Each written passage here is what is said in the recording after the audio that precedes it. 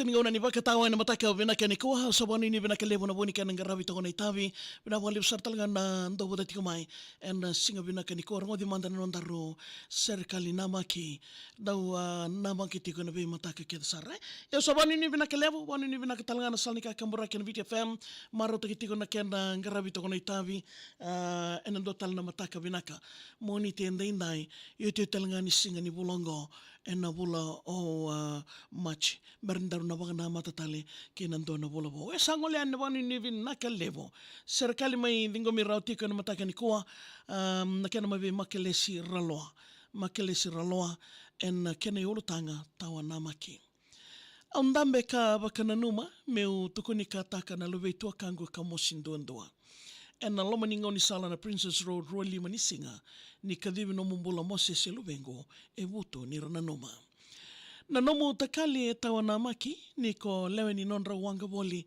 na mui tumbutumbu e na ikawi. Ko chosua ki vili tati ni rawe tomani kuruseta na nondaviti na wakdalka e na kena mai sarawi.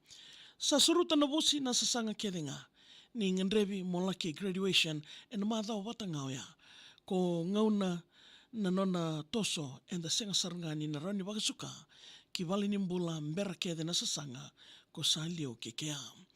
Rauna na muitumbutumbu e Romo City ko na maramati namo mai na koro watu na moli sodo e ovidi ko.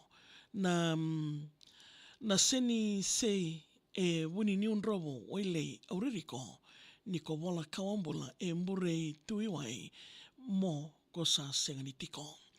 Ratau na tua kamo ke na tadimo e ratau rarawa. Mo sese koi kawa e na nomo loma ni wale salala. Joshua e ngase taundua ko Rosalia e tarawa.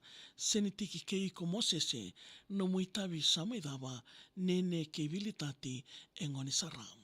Ironondanga se rawa toka. Sala ki te itarawao san rebe kerenga. Na tangi aso ke no mosi ke mami wakila. Ni ko rui ngoni kili ratalaki ko na tamata kerenga. Na mabono ni wasu e ratomo sitiko o teitai ni tangi mo e na nona na numiko. Ratau na tinamo na nomu mo e mosi na kemuviko me sombu na wakadengo e na ngwale wula isa samode. Na nomu idhamba e ra oson ringiani mer laki taladi iko e na nomu koro e alataki.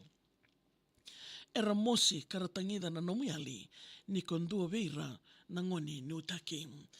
E wuku na kalau ni wuni anaka. Ninduitu na singa kay na Canada.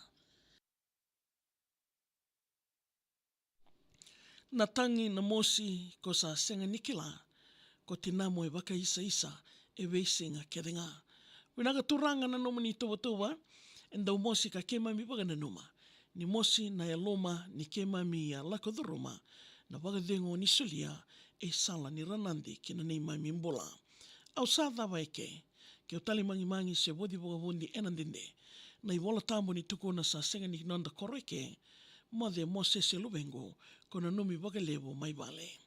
Gona kena e wola o makele sira loa na koro watu wai maa mai nei tasiri e na singa bina kena indai. Marungo di rao tiko, e na kena ia ua na salnika kamburaki na VTFM na mataka o bina kena indai. Kasa ngole talanga na bagani ni bina kelevo, kuni ngole dhawa na nomu serikali. Vola na nomu serikali, email takamai via o maria@vtfm.com.fg. Gida una na magitiko mai vi maa mani diwa. E na vi mataka moni ti kena waga romboka na magitiko kena na salnika kamburaki na VTFM.